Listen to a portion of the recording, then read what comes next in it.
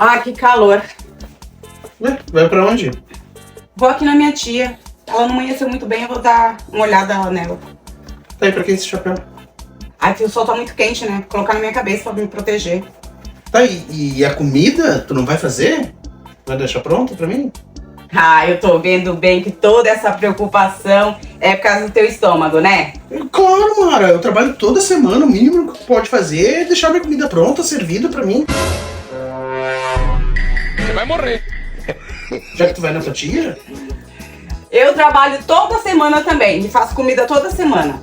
Olha aqui, eu tô saindo é com um chapéu.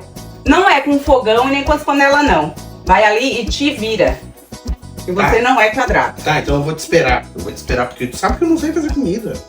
Olha, não me espera não, porque eu não sei a hora que eu volto. Aí, o que eu vou comer?